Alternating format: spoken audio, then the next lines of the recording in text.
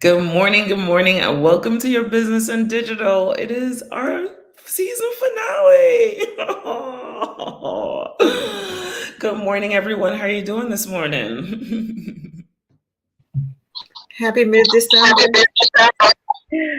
Happy season finale. Good morning. Good morning. Someone has a little bit of a weird noise. I'm not sure who it is. Let's go. All right.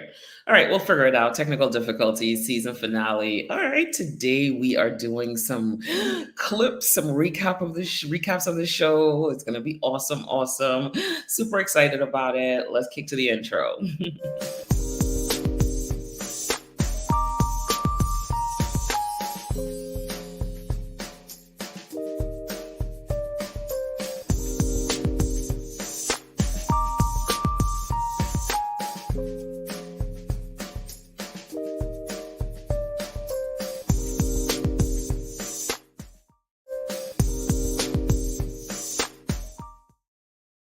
So, welcome to your business in digital. We are always excited to be here. And you know what? The reason we do this show, Your Business in Digital, it's because of you. You, the small business, you, the medium business, you, the person that needs to understand how digital can really help your business grow, how you can see that ROI from digital and digital marketing. So, always excited to be here. Let me tell you a little bit about where you can connect with us. All right. You can connect with us on YouTube. We are live on YouTube. You can connect with us on LinkedIn. We are also live on LinkedIn right now. Good morning, YouTube. Good morning, LinkedIn. Thank you for joining us. If you can't catch us live, just catch the shows, at your own time. But if you are into podcasts, we are everywhere that podcasts are found. So definitely check out the show. Tell a small business executive, tell a business executive about this show. We really try to help you connect those dots, get to that place of your business goals, money in the bank. We have a CFO in the building. So we get to that place where you can really see how digital is impacting your business. Not only do we have a CFO, we bring sales strategists to the table, we bring operations to the table, and we bring marketing to the table as well, because we really want to pull together that entire small business so you have an idea of, what should each stakeholder be thinking, saying, bringing to the table to help support your digital marketing activities. You cannot do them by yourself. And we want to really take you beyond those likes and follows. All right. Homework done. All right. So how are you guys doing today? What are we talking about? What was our recap? What did we do last week?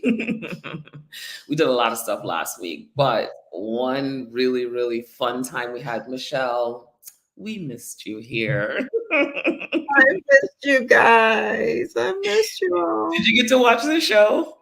I did. It was an awesome show. And as usual, Favour brought the heat as usual. Listen. I'm so sorry I missed you, Favour. Favour Obasi-ike, he is our SEO guru, one of our SEO gurus, but I mean, we love when Favour is here because such great information. I mean, you get tools, you get tricks, you get tips, you get strategy. You're like, all right, cool. This is what's happening with SEO right now. So I love that. It was such a great show, such good information. Go back, watch the show. He talks about the importance of SEO. He talks about the importance of AI SEO, how you can leverage AI to really save you time to develop that SEO strategy. SEO is going nowhere, right? So with even all the changes that have come in, AI, all the tech we're using, SEO still matters. The fundamentals of SEO still apply. So as a small business, you should really be thinking, hey, is my SEO strategy right? How is this working for me? How am I leveraging it to actually take down the amount of money I'm spending in paid advertising? Because the more organic clicks you get, it's the less money you spend on advertising. So SEO is a worthwhile investment for your business. So definitely make sure that you check out the show. Guys, what did you think about the show? Michael, Andrea, I know you guys were here. Michele, what did you watch or what did you see that made you be like, oh my God, It is the thing about Favour that I love when he comes to the show is he pulls in every one of us into the equation about why SEO is important, and he takes a very complicated process and he makes it so that you really understand how it attracts people to you, how it saves your business money, how it makes your business money in a quickness. Dude is no joke. Every time he comes to the table, he brings another tool that I have never heard of. I went back looking 3 years and I still have on flip charts things that he has introduced to me that I had never heard before. And he did not fail me this time. He did not fail me at all. So welcome, Favour, you are welcome here anytime. Anytime. And definitely, I've worked with Favour on an SEO project and seen the results of it and continue to see the results of it even now. And that was about, 2 years ago now, Tamara? I think that was about 2 years ago. As Michele said, he's great at bringing the tools, and SEO is that long game strategy as well. So if you really want to make sure you're reducing that ad spend, SEO is a place to be. He really simplifies things. He really breaks it down into something that's palatable, into something that you can understand and say, oh, I get it now. Here's the step I need to take. I love that. You know what I'm going to say? 100%. Favour, we love having you on the show. Come back anytime. It was a good show. Guys, if you have not watched this show, go check it out. You'll be like, all right, cool. What's going on with my SEO strategy? That's what every business executive should be thinking right now. What's going on with my SEO strategy? And this is, Andrea, I'm sure when you hear that it takes down those advertising costs in the long run, you're like, to SEO, we must go. I think that even rhymed. Absolutely. And I think on one of our previous shows, I explained SEO. My understanding is like a salesman. It's like the salesman that you didn't hire. That invisible salesman that's in the background, just pushing you and pushing the business forward in a way that is so efficient. I just love it. So definitely, yep, SEO is the way to go. CFO approved. I love that because it brings them into the content too, right? So it's a salesman that brings you into a content by a question that you've asked, and then here's the content to support that. So there we go. Let's go. All right. So I know we have a lot of stuff happening today. We got the recap, we got clips, we got things, we got. All right, I'm excited about this show, but of course, we always have our hot topics. So season finale hot topics, what could it be? All right, so I got this one this week. All right, let's do it. So new MIT research shows that people prefer AI content to human content. Why did this catch my eye? Well, we'll find out soon enough because it's what they decided to test with. So that new research, they decided to test, and they tasked human experts and against ChatGPT-4. And they tested advertising product descriptions. This is why this caught my eye. And persuasive content for ad campaigns. And they evaluated it based on 4 variations: human-only content, AI-only content, augmented AI, so human content edited by AI, and AI content edited by humans, or augmented human. Now, the results were that most people preferred the content that AI was either absolutely 100% responsible for, or the final edit was by AI. And they also realized that even if they disclosed that the content was AI written, it didn't change the preference to the reader, right? But here's what they did, and this is where it gets interesting. They tasked the human experts and ChatGPT based on these prompts. Your task is to write a content for a campaign in fewer than 100 words. Your goal is to persuade people to change their behavior after seeing your content. Now, that's the goal of every marketer, to change behavior. And the second task was, please create persuasive content for a client to convince people to perform a specific action. And again, in fewer than 100 words. And the prompts were nearly identical to ChatGPT. Now, the humans who read it, the people who read it, they were asked to rate it on 1 to 7, 1 representing not convinced at all, and 7 being very convinced. And across the board, AI content was judged to be better. So people don't care if AI wrote it, and it was deemed to be better. So what are the takeaways that we wanted to look at here? Nia, hit me my next slide. So AI isn't better, but it can be just as good. So you want to make sure that you're leading into AI for 2024. So we've heard a lot about the hallucinations, the long verbiage, the text, and so on. But in conjunction with the human writer, AI can be just as good and used for a lot of those mundane tasks. Now, here's the opportunity to extend your marketing across several different platforms. If you're leaning into AI, whether human augmented or augmented AI, and that's a good place to start. I think they've outlined it very clearly, and that's a good place for us to think of it as a business. Are we going to do editing by AI, or are we going to do editing by human? Now, you want to have that clear AI content creation plan. Now, in this article, it clearly describes that they're using a very specific criteria. So those tasks that they outlined, the prompts that they outlined were very specific. So here's where you can start to decide, what do your prompts look like for creating content, for creating newsletters or product descriptions or new catalogs. And in 2024, it's a great place to use A/B testing to validate all of your AI content.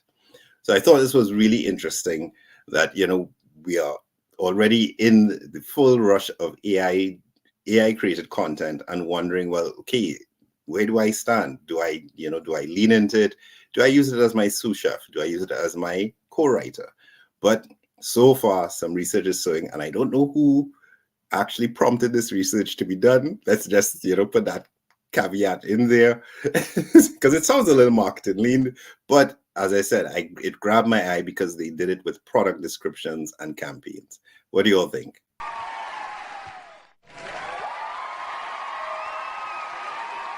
Somebody cheating so they can get the answer they want. Somebody just cheat. I was like, they cheating. That's a cheat. Because sometimes but okay.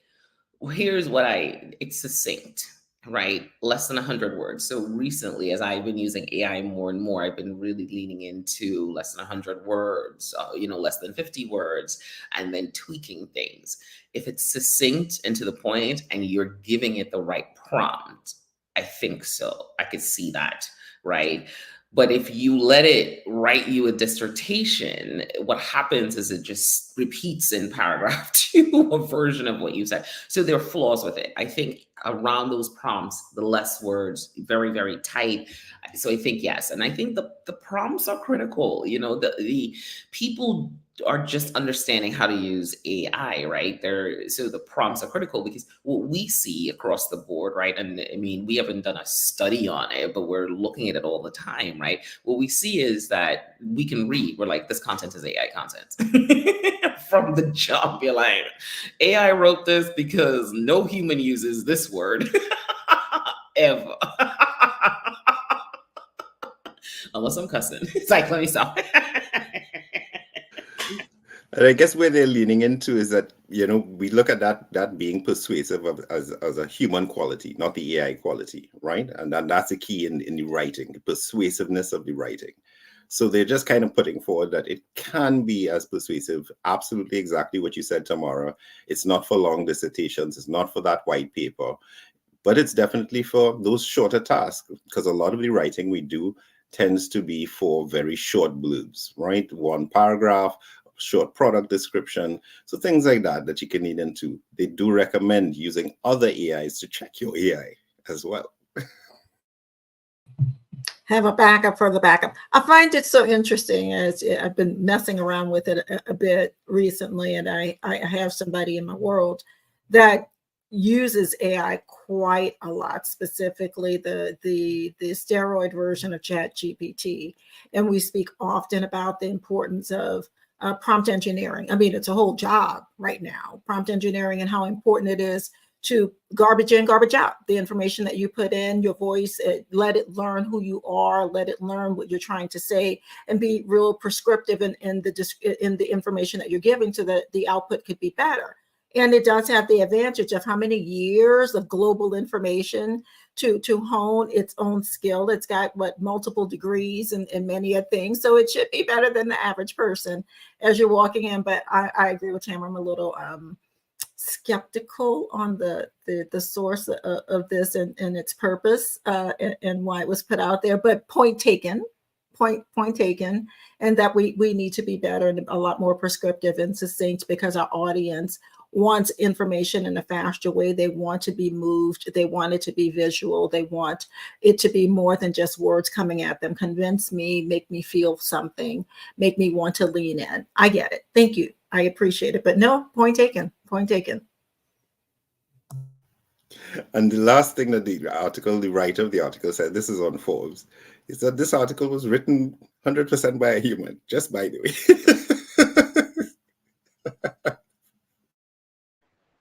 In case you were wondering that AI tried to judge itself, right? In case you were wondering that, AI is judging itself the best. But I think it comes back to what we say, AI being a helper, AI being that sous chef that I think Jeff said, when he was on this show. A sous chef is supposed to assist you. You give them very specific instructions. I'm not a chef. I don't work in the kitchen. I don't know. But I understand sous chef means you assist me. And sous chef does what chef says. So if AI is that type of tool, then definitely you need to be very prescriptive, as what Tamara is saying. Don't just let it run off and do everything. As with the sous chef, you don't just let them run off and do their own meal, but you give them pieces. I need you to prepare the sauce. I need you to chop these vegetables. I need you to, and very, very prescriptive as you build out the entire meal. So I think so it's quite interesting that they're saying that we can't. So basically, they're saying we can't tell the difference. Well, what I'm preferring AI speak to us, but yeah. I don't know what to say. So I did it talk about AI images? Because AI images I see that are a little bit, they're a little fun actually. I kind of like them. So interestingly, good point. They haven't talked about images, but I think where most businesses struggle, or where the struggle is as marketers, is that writing. It's always been that writing, right? But yes, I think two things. One, when it comes to imagery, we've played with it a bit, and it seems to work pretty well. And AI templates. That's where it's going to go. Tool like HubSpot has AI templates where the prompts, so we keep talking about these prompts, and it's a new way of talking about programming, right? We're just using a nicer word so that everybody can kind of get on board. So we're saying, how do you prompt it? But it's instructions. So some platforms have incorporated the template where the instructions, as we say, that's succinct instruction. Write a paragraph no longer than 100 words to do this. It's already there, so that you can use some of these to create over and over again with little less worry of, the hallucinations of AI. That's what we call them, hallucinations. That's what they've called. That's what they're called. So when AI does its own thing and makes up stuff, it's called hallucinations. Yeah, when people are on heroin, they make up hallucinations. Opioids are like, I'm like, that made me nervous. Anyway. I don't know. Maybe this show is going to be tagged for all kinds of stuff. I shouldn't say. It's the season finale. Anyway, all right. This was a good topic. Let's give Michael a round of applause, because of course we made it to every season finale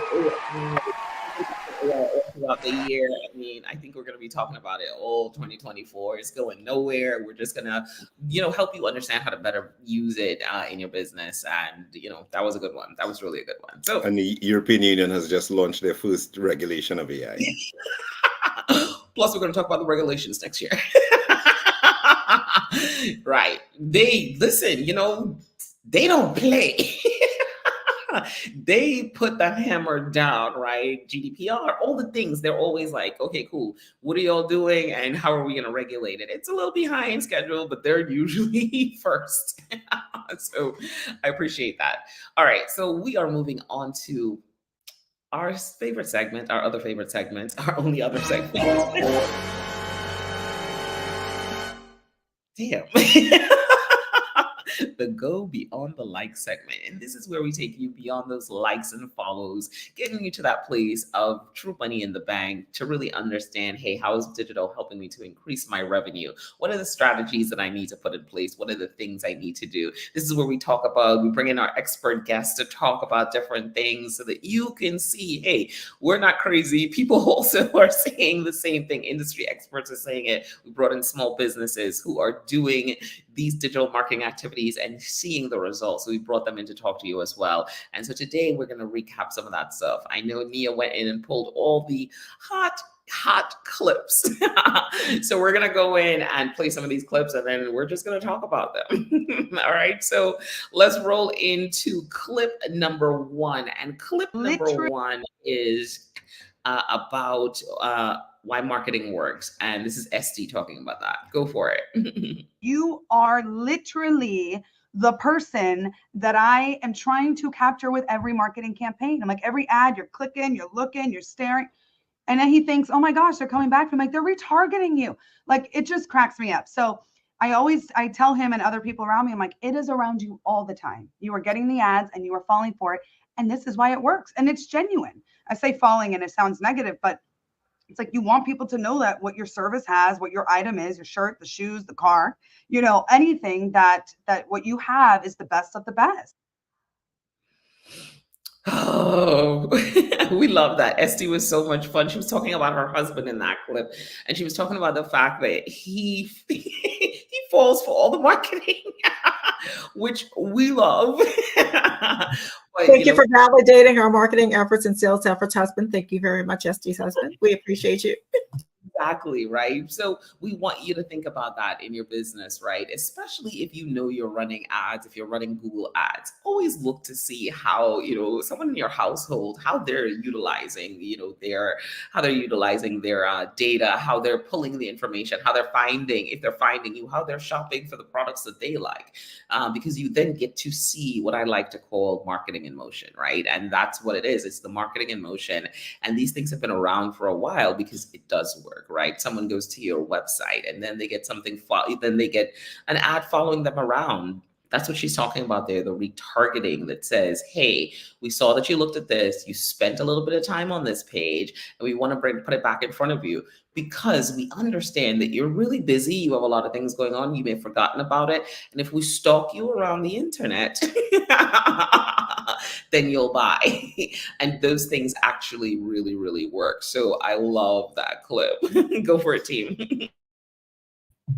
I loved Esty. Straight no chaser is my description for her, but she was spot on.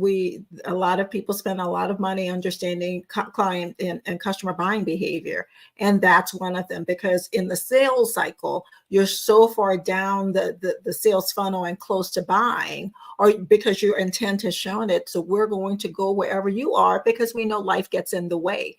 Things, we have a lot of distractions coming our way where a new shiny object comes in. You had 5 minutes and then you were searching for 10 and had to run off. So we said, well, that's okay. We got you. We're going to go wherever you are and serve it up to you again and again, either on a website, through email, in a different place that you've been. We might text you as well to serve up to you in a picture that thing that you had clicked on in the size that you bought it, in case it's a shoe or clothing, the exact thing that you were searching for, so that we can make it easy for you to click the link and buy, because you've shown intent. So marketing does work. It is in motion. And thank you for validating what we do and saying that we're showing you the right words and the right information at the right time to get you to buy.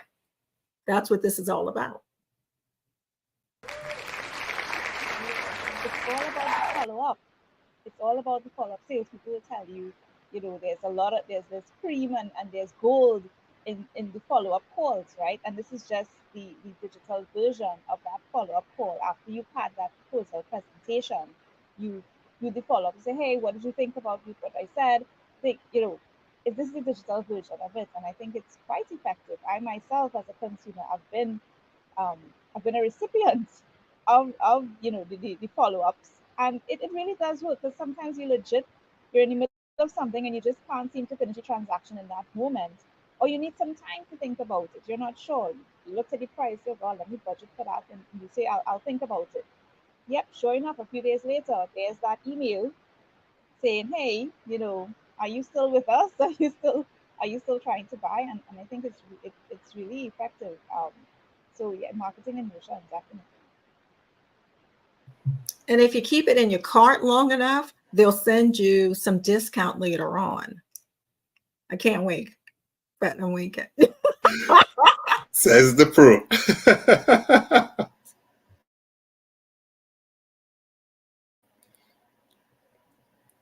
Go for it, Tamara. Go ahead. All right, moving on to the next clip. Any points, Mike? Are you good? I think the main point when we're talking about retargeting, and so you mention it a lot every now and then on the show, where there's not one action we have to not one thing we see that we take the action on necessarily, right? And for those who challenge whether the marketing works, it's look at your own marketing activities, look at what you fall for, literally, right? What do you consume and how do you consume it? It's all marketing.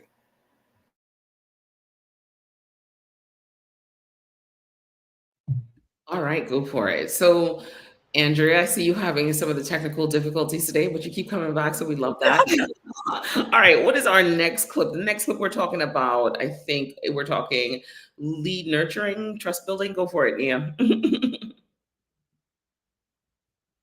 One-on-one, right? You're dealing with those decision makers, and they each have a thing that they want to and will probably research on their phones to get to know you a little bit more.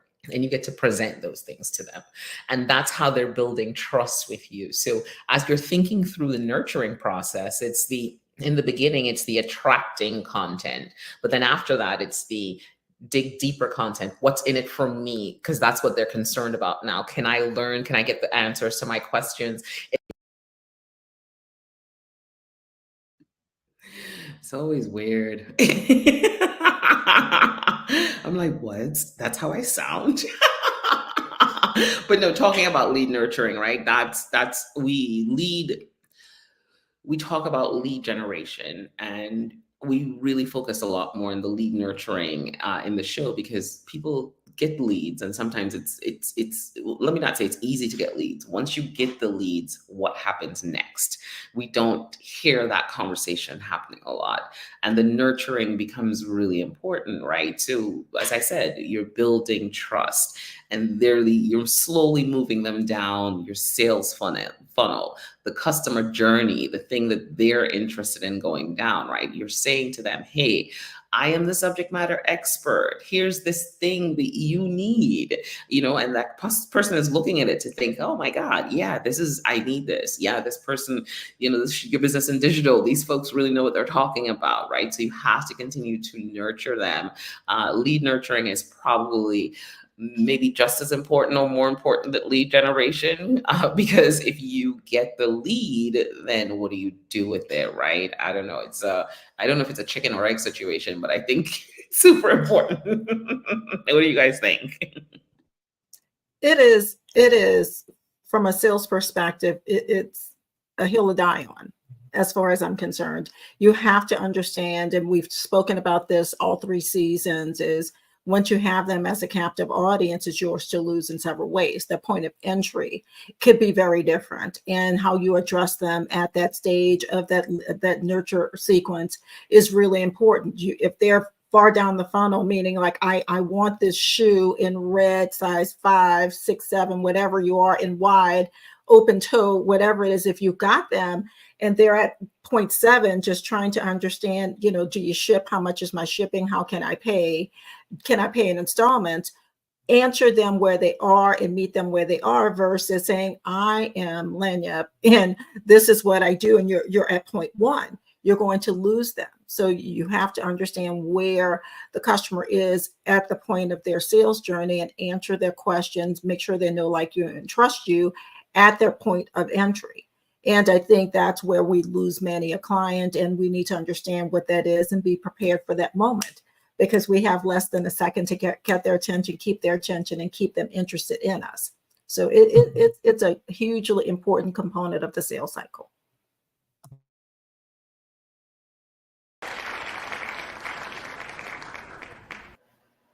And the nurturing, of course, as you said, it's sometimes it drops off And in that B2B space, we're definitely dealing with those longer nurture cycles. So, outlining what are you giving them, and building trust means giving them more content, more reasons to choose you as the choice, not the option, right? So that lead nurturing, great place to do some automation, great place to understand that customer journey and what needs to be delivered when, so that you get closer and closer to that close. I feel like lead nurturing is where the money roots. Because you would have spent money to bring in the lead. You would have done something to get the lead in the door. And then you just, without nurturing, you've just fallen flat. And you've just kind of wasted some money because whatever you did to get them in the door, you didn't complete the transaction. You didn't lead them to money in the bank for you.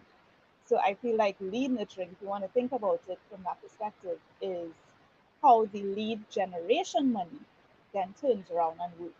At least that's how I'm thinking about it in my mind. And like it's a physical store.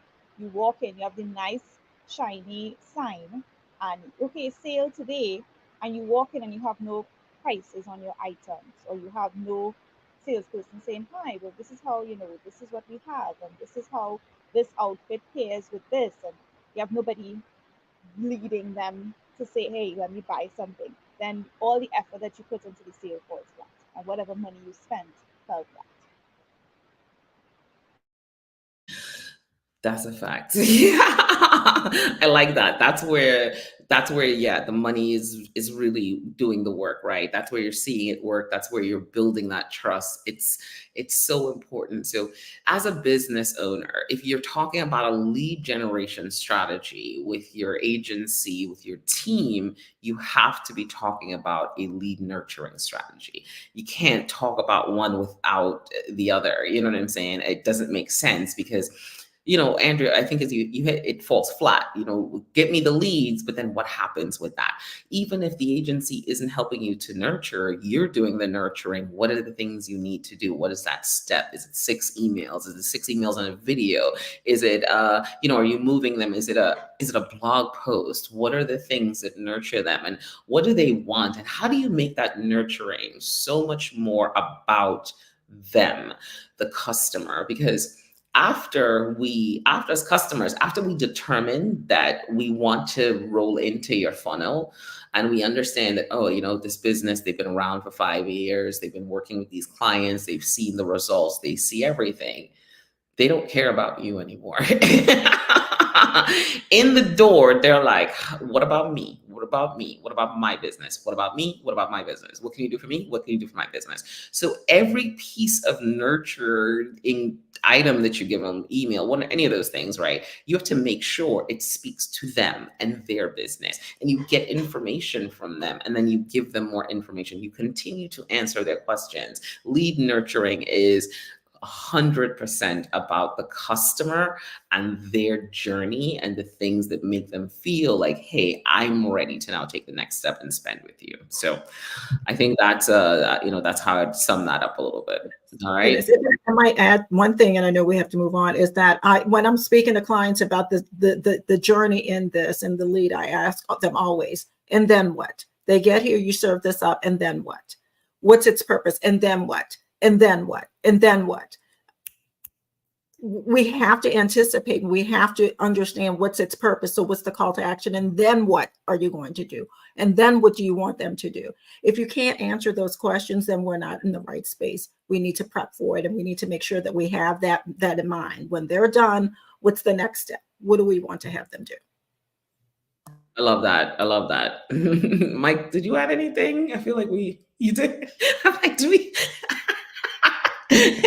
I don't know. That point just was a good point. Love lead nurturing. And then what? You think lead nurturing? I think that's a new name, like lead nurturing. And then what? I love that, Michele. All right, rolling on along. We are rolling on to another clip. I know this one is going to be a game favorite, a game changer. Go for it, Nia. Business, and where I failed in my first business was the marketing aspect, So that's why I was just like, I'm going to do all things marketing. And I was just so focused on that. And now I'm going back to building the business, and that marketing education is just coming along with me. Oh, Chef, we love that. We love everything. I'm how many times I say I love things. Listen, having Chef on the show was grand. It was amazing because we've watched her business grow. We worked with her. We worked with her to get the marketing up, and now she's focused on other parts of the business. But she emphasizes the importance of that marketing, right? Many times you have a business and you're like, I'm going to put money into this business, and then when it comes to marketing, you're like, I don't have any money for marketing. We've had people reach out to us all the time to do marketing activities, and then we get to the proposal and the cost, and they're like, this is not in my budget. Well, you need marketing. If you have a business and you're thinking about doing things, you should have a marketing budget. And whenever someone says, hey, I didn't have a budget, we understand that they're not ready. That's where we get to, and that's what she talked about, not having the marketing, how her first business failed. She focused on marketing, understood the marketing, and then got to go back to the principles of business, right? In that episode, she also talks about all the mentoring she's been getting from different businesses. So that's really helped to boost her business and take things to the next level. So I think definitely go back and check that episode, but think about your marketing. Think about how much you're spending. Think about that return on investment. If you're not seeing the return on the investment, you may need to consider, where am I spending? What am I doing? Am I spending on a marketing activity that doesn't make sense when I should be spending on SEO to get me to that place of having, right? So it's really about the marketing mix, all the things, but having a budget, super important. And you must market your business. If you do not market your business, there's no one cares about it, right? You can tell your friends, they might tell a friend, but at this point, you need to be in the digital space to gain visibility and step outside of that friend network, right? It works, it'll bring business to you, but each year you should be looking, okay, how am I extending outside of this network? How am I extending outside of this network? Where am I in the extension, right? Am I in the third circle, or am I in the fourth circle, or am I still in the circle where it's my friends and family that are supporting my business? That's important to understand as well. You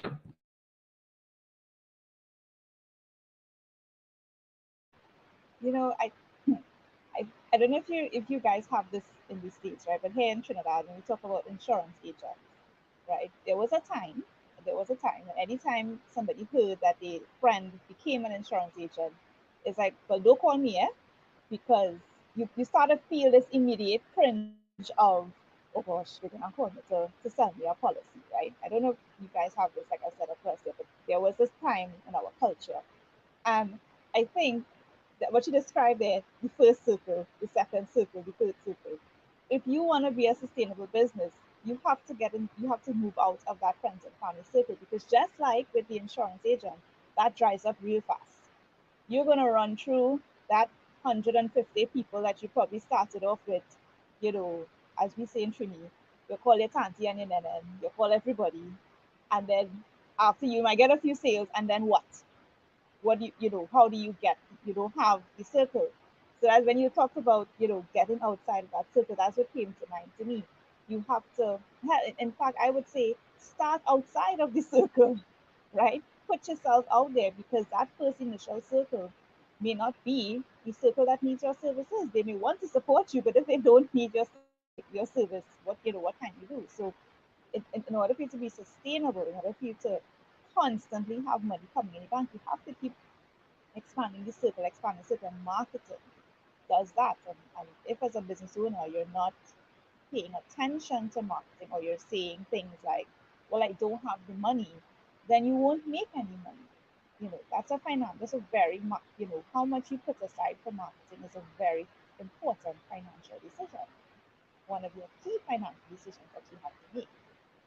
Before you talk about price, Michelle will talk about the price you set and all that to determine profitability. Yeah, that's great, but how much you set aside in your budget for marketing is a very important financial decision in this CFO's eyes.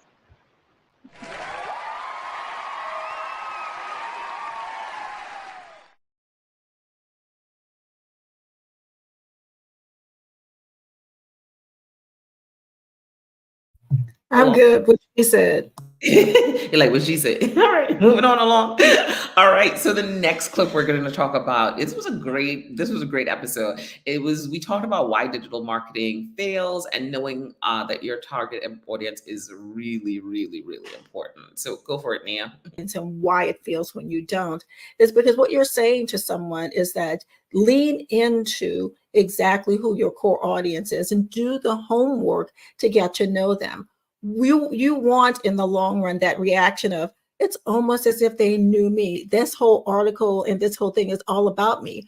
Oh, you've moved them from someone that doesn't know who your business is to yes, this is me. Let me buy from them right away because you've done the homework to understand exactly what space they needed to be in. I mean, it just is Okay, like that's crazy. the last point, just like 2 points ago, just reiterate. Do you see the show just coming back to prove itself out? It's like AI. It's like AI. It's like AI. It is, one, it's really freaky to see yourself on screen like that, despite us going through this. And like, oh, yeah, we talk about that. That's true. We talk about it. But it is true. It is. I find it evident in everything that we do in the business world, how many of those clients that I deal with get frozen, like they're stage fright, and I don't know how to speak to someone when we just take this and personalize it in things you do in your daily life and how you apply those principles when you're speaking to your friend group. You not innately, because you've learned them, you understand what makes them tick, what words need to be said to them.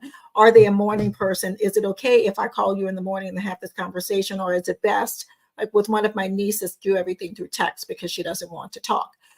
We understand your target audience, how to deliver to them, what's the best time of day, what are the words that you need to use, what makes them actually lean into you or disconnect right away. We all have those triggers, and it's understanding how to apply those same things that we do in the personal world in a business environment to get someone to lean into what we're doing, how we want them in, and when we want them in there. We're all salespeople. This is pure selling, even from your personal world, but in a business environment.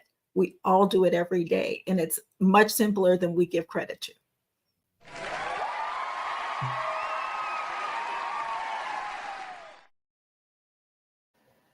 And so important from an operational standpoint. If you don't know your target audience, you are doing things that just don't need to be done. That's just about the size of it, right? So if you are not understanding, and when we say knowing your target audience, I would add to it knowing their behaviors online. How do they act online on different platforms? How do they search for their solution that they want? So knowing that audience, we know that a lot of businesses get into the marketing, they jump in and they put the copy that would go in a newspaper or the copy that would go on TV, and they just put it into the social space, but that doesn't work, right? So you've got to understand what your target audience is doing online and how you then therefore interrupt that and insert yourself in a meaningful way that helps them. And are you even in the right place? Are you with the right people? Are you with your people that's for your business? Or are you just putting it out there because the other statement, Tamara, I think we talk about that just drives me nuts. Everybody's my people. Like you're in every space that you don't belong in. No, there's a right audience for you, and defining who that target audience is will help you to get to your right people at the right time with the right message and information and offer. Yeah, 100%. I love that. Yeah, you guys did good. You guys good. All right.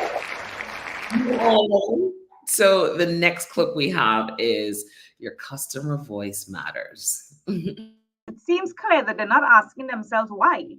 Why are you so afraid of a bad comment? Then you know that something is wrong with your product or service.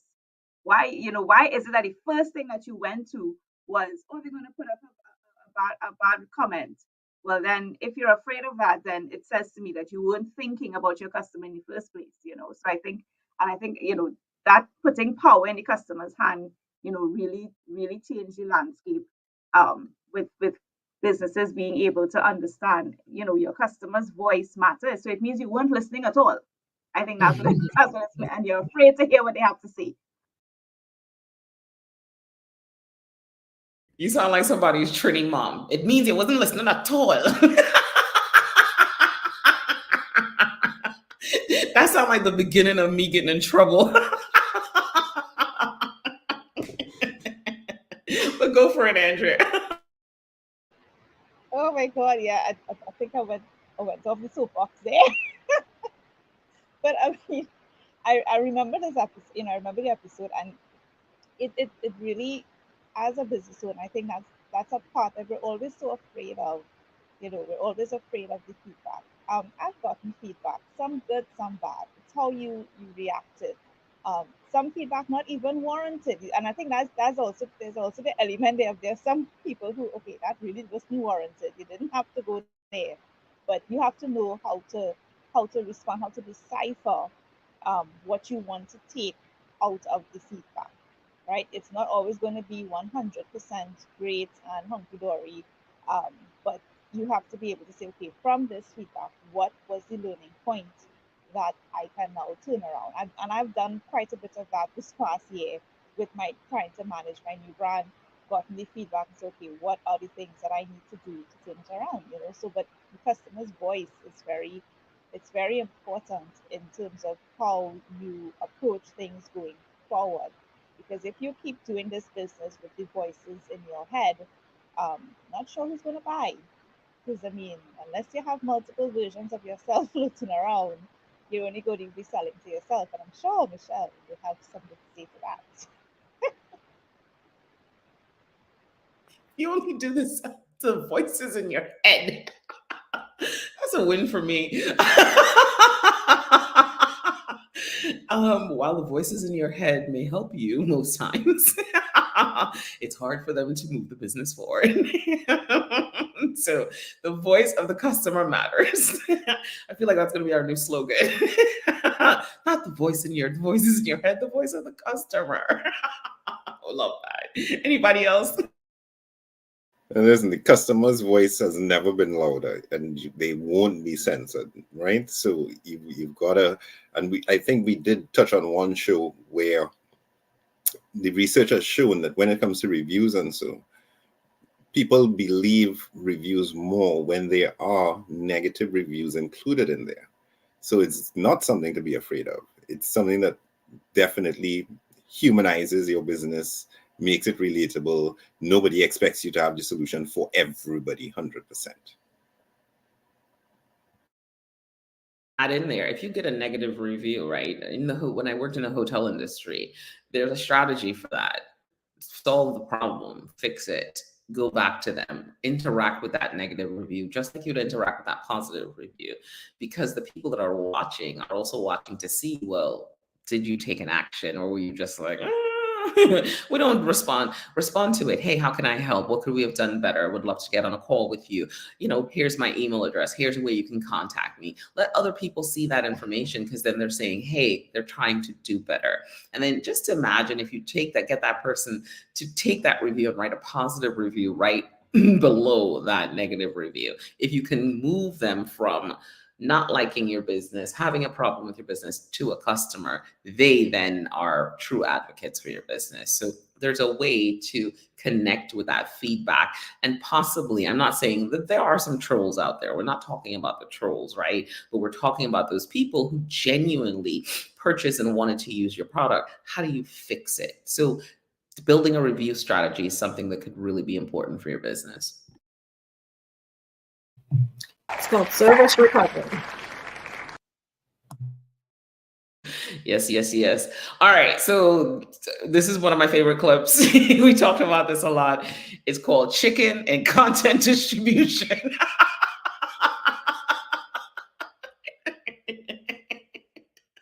Go for it, Nia. About chicken, right? And it's the same chicken. It's one chicken, but the different pieces are for the different platforms you think about it.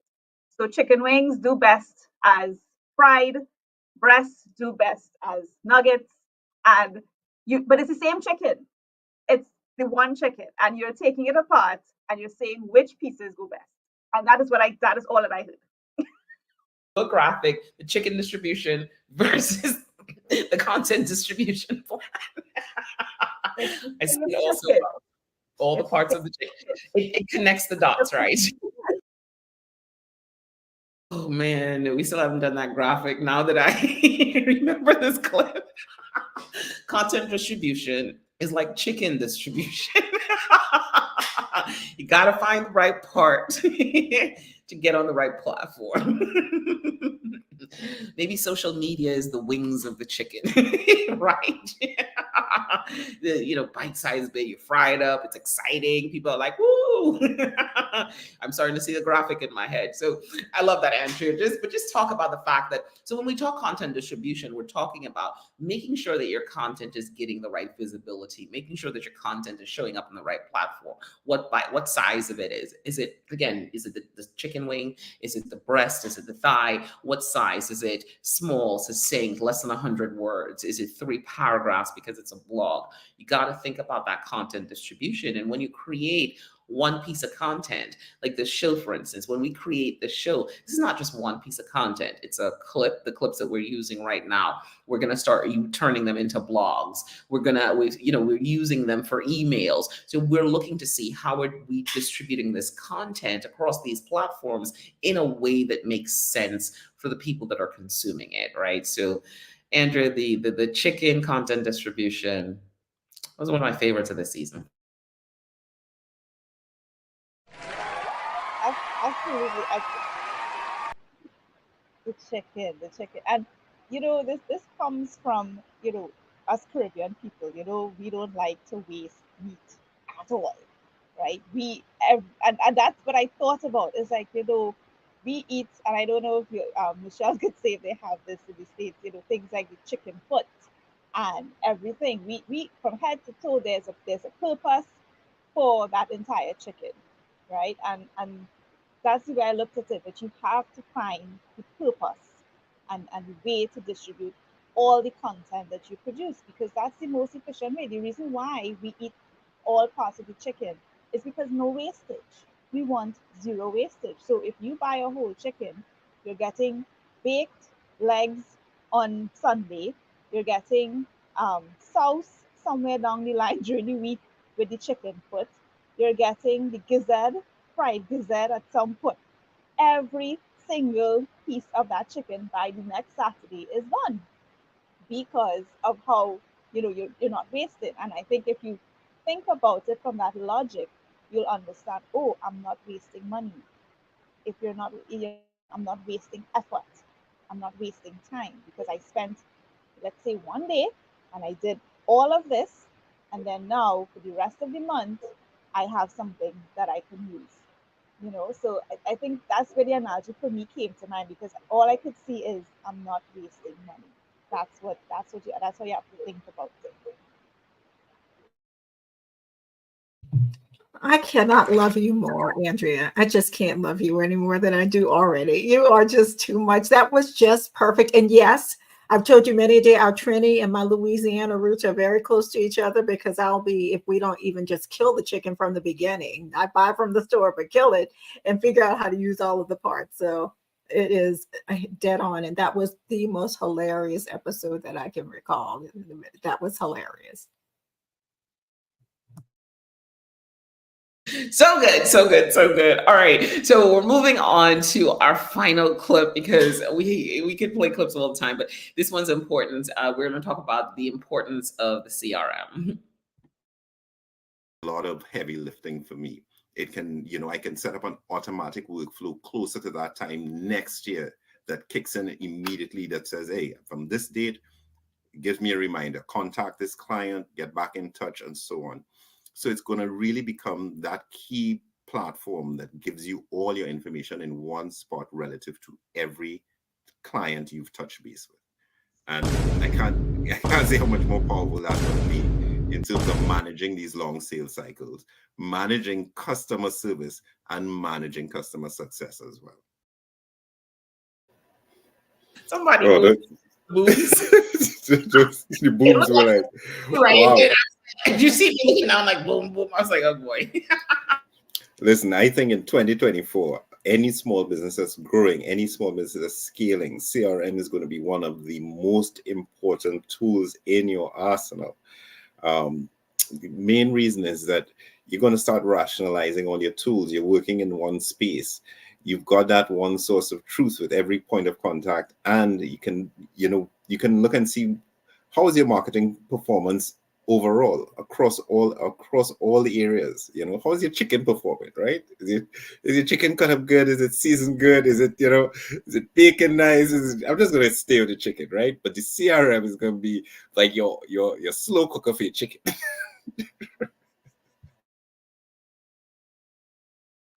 I'm like, between the chicken and the cars, oh my God, this show is this a digital show? It's either in the kitchen or it's in the car of the show. It's either we're like a cooking car digital show.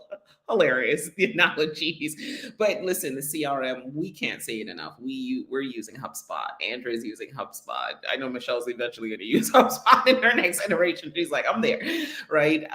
We get it. That one source of truth that you talk about really leads you to understanding everything here, right? How does the marketing really work? You get to see all the things. How does it really work, right? Why is it important? You understand where the failures are, right? Where are the gaps, where are you failing? If someone's coming to the site, if they're not doing anything, you get to see that in that one source of truth, because the analytics are there as well too. So you're getting to see pretty much everything. You get to get the feedback and can understand the voice of your customer, because the contacts are there. So you can see what they're doing, what they're looking at, what information they're providing to you in one quick area, right? And of course, the chicken distribution. So the CRM is probably one of the most important tools you will ever have, and it pulls all the marketing together. So, all right, team, I'm going to go around the room and we're going to do some final thoughts. This is the season finale. So it's, we're getting ready for the holidays. We will be back in January, probably at the end of January. We'll give everybody a chance to, tire themselves out in the new year. With all the new content plans, and we'll come back. But I want the team to go around and just kind of give that final thought for 2023 digital, whatever you feel. Tell the people.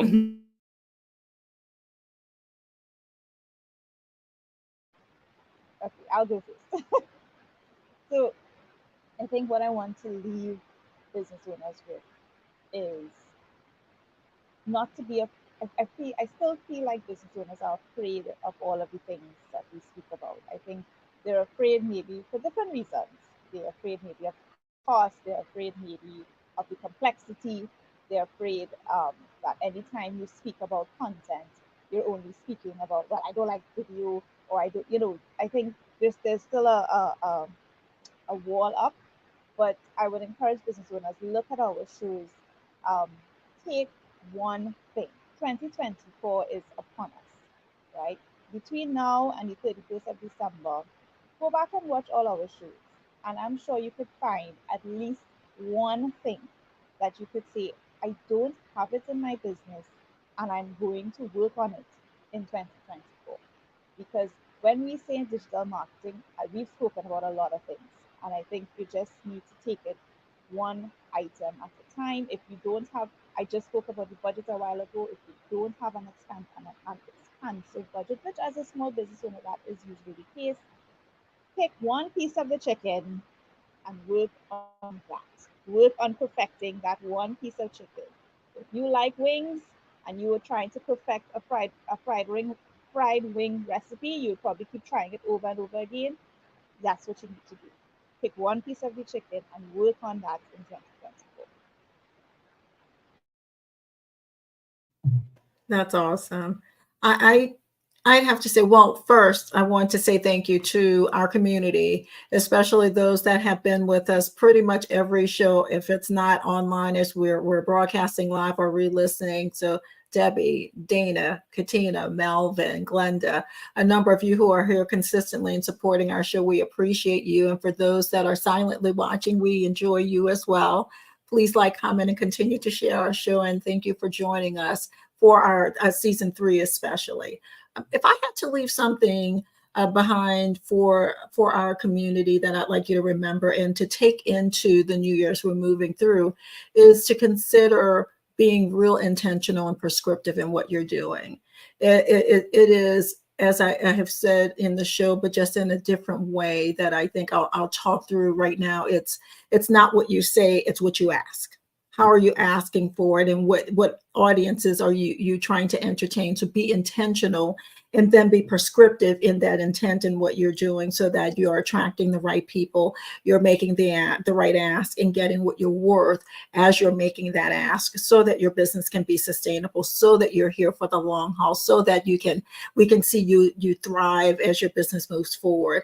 We're here as a party of 4 to help you to figure that out. And we want you to be with us in 2024. So join us when we come back at the end of January. And we look forward to all of your questions.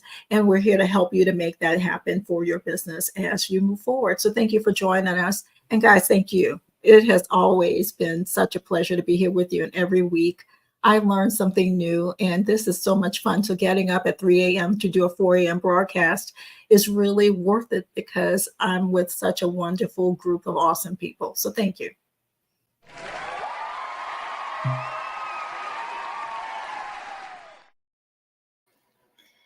I think my last thoughts would be, if you're still thinking digital is no longer a choice, so definitely go back and watch this last season. Go watch the season before. The topics are very clear. See where you might be struggling and get some insight into how we can help you. And thanks for joining us. Just as Michele said, we're so glad that everyone joins us. Thank you for everybody who's followed on LinkedIn and on YouTube as well. And looking forward to 2024. 100%, man. Thank you to Allison as well, too. She's one of our regulars all the time on LinkedIn. Thanks to the Facebook crew. Yeah, Michele said it. Thank you to you guys for just actually doing this, right? I mean, this is fun. 3 a.m. Trinidad, Canada. We are here talking digital, bringing together all the key players. If I had to give a business advice, I would say, as you walk into 2024, you want to look at your optimization plan. You want to go back and look at those numbers to see what really worked well in 2023. Look back at 2022 to see what worked well. The things that worked well, do them again. Optimize, do them again. Keep doing them because you're building your formula. Michael said it, right? Digital's here to stay. So there's no opportunity for you not stay and play in the space. Andrea said it as well, too. Do one thing. Pick the one thing. So optimize and then pick one thing to do it. Your digital marketing, your digital landscape, it's changing and shifting. So you need to educate yourself. And that is exactly why we do this show. So Michele said it. Go back, watch the show, pay attention. We've given you a lot of information over the course of time. We will continue to be here at your business in digital. Our goal is for you to really see the ROI on digital. We know that you spend a lot of money there. We want you to go back to your CFO and say, hey, digital helped increase my revenue by 20%. We want you to give your sales team marketing qualified leads, warm leads. We want you to help you have your operations team move through a process, develop processes that make sense for us to get from the start of the sale all the way to the end of the sale. We want you to go back and look at your analytics, your data points really matter. So take all this information, utilize it. Let your team watch this show with you, right? Because you don't have to look at it alone. And also, if you're working with an agency, keep them accountable, ask them questions, get information. If you're talking about lead generation, you need to also be talking about lead nurturing. So use this show as a bridge for you, your agency, as a bridge for all your marketing efforts and everything that you're thinking about with digital and moving your business forward. I also want to take some time to thank Nia and Chantal. Nia wakes up early in the morning with us to get it done. You see these presentations moving forward. Chantal is behind the scenes getting all the intros, all those things done. So thank you to the team that has been supporting us, moving us forward, because without them, we would not have some of these things. So you guys are doing an amazing, amazing job, and we really appreciate that. So to everyone who's watched the show, have a happy, happy new year. Have a great holiday as you're spending time with your family. Check us out on YouTube. It looks good on the TV screen. I see we have some comments. So Deborah is saying, hey, great job, guys. Nuggets of good information this season. Looking forward to 2024. And great job, guys. Yep. So it's Deborah again. She went in. Thank you, Deborah, for joining us. Thank you to everyone that has joined us. Have an amazing, amazing holiday. And we'll be back here in 2024 at the end of January. So take it easy. Bye. Bye.